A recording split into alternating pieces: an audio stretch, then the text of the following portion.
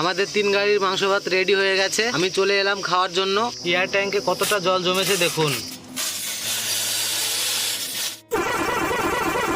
Hello guys, road king ভাই চ্যানেলে আপনাদের স্বাগত। আপনারা আগের ভিডিও দেখেছেন, আমাদের গাড়ি লোড হয়েছে ওয়েস্ট বেঙ্গল হলদিয়ায় থেকে মহারাষ্ট্রের নাগপুরের জন্য।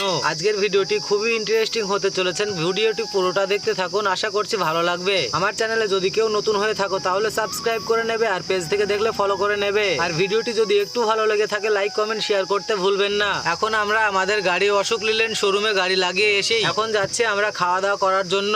আমরা একটু ব্যস্ত থাকার কারণে রান্না বাড়া করতে পারিনি, তাই সবার গাড়ি রান্না এক গাড়িতে হয়েছে। এই যে সেই গাড়ি, এই গাড়িগুলো হচ্ছে আমাদের সঙ্গের গাড়ি। শোরুমের সামনে জায়গা না পাওয়ায় রাস্তার ধারে দাঁড় করিয়ে রান্না বাড়া চালু করে দিয়েছেন। আসলে এরা যতক্ষণে বাজার করছিল আমি দাঁড়িয়েছিলাম না, চলে এসেছিলাম সোজা শোরুমে। এরা পরে এসে রান্না বাড়া কমপ্লিট করে নেয়। রান্না বাড়া কমপ্লিট হয়ে গেলে আমাকে ফোন করে ডেকে নেয়, আর আমি সেই মুহূর্তে চলে আসি। এসেই দেখি রান্না বাড়া পুরো কমপ্লিট হয়ে গেছে। আমাদের এইরকম অবস্থা দেখে কেউ মন্তব্য করবেন না। আমাদের মতো ড্রাইভারদের অনেক রকম সমস্যার সম্মুখীন হতে হয়। এইসব বিষয়গুলো আমার একমাত্র ড্রাইভার ও হেল্পার ভাইয়েরা বুঝবেন। আমি যদি কথাটি ঠিক বলে থাকি একটি লাইক করে দেবেন। আর যাই হোক, আমার নয়ন ভাই সবার জন্য খাবার রেডি করে দিচ্ছেন। আর অবশেষে আমার জন্য প্লেট রেডি হয়ে গেছে, সেটিও আমি হাতে পেয়ে গেলাম। এখন সময় রাত্রি 1টা, আমরা চা খাবো, সেই কারণেই দাঁড়িয়ে গিয়েছি রাস্তার ধারেই। এইখানে চা খাওয়ার পরেও প্রায় 1 ঘন্টা রেস্ট দিতে হয়েছে গাড়িকে, কারণ অনেকক্ষণ সময় থেকে পাহাড় থেকে নিচে নামার কারণে ব্রেক ডাম গরম হয়ে চাকাও গরম হয়ে গেছে।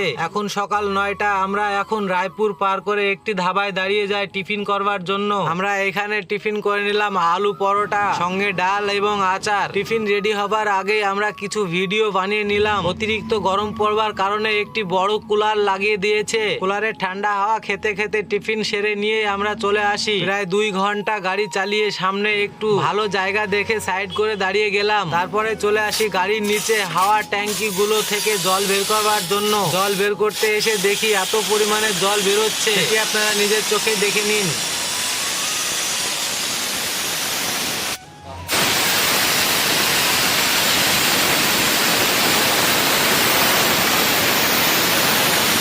হাওয়া ট্যাঙ্কি থেকে জল বের করা কমপ্লিট হয়ে গেলে আমি চলে আসি গাড়ির ভেতরে। আসলে বাইরে অনেক রোদ এবং প্রচন্ড গরম পড়েছে, বাইরে এক মুহূর্তের জন্য দাঁড়ানো যাচ্ছে না, তাই অতি শীঘ্রই চলে আসি গাড়ির ভেতরে। আর এই হচ্ছে আমার মিনি কুলার, অলরেডি চালু রয়েছে। কুলারের সামনে এসে কিছুক্ষণ ঠান্ডা হাওয়া খেয়ে নিলাম। বন্ধুরা, আজকের ভিডিওটি এই পর্যন্তই, দেখা হচ্ছে পরের ভিডিও। আমার ভিডিওটি যদি একটু ভালো লেগে থাকে লাইক কমেন্ট শেয়ার করতে ভুলবেন না। সবাই ভালো থাকবেন, সুস্থ থাকবেন, ধন্যবাদ।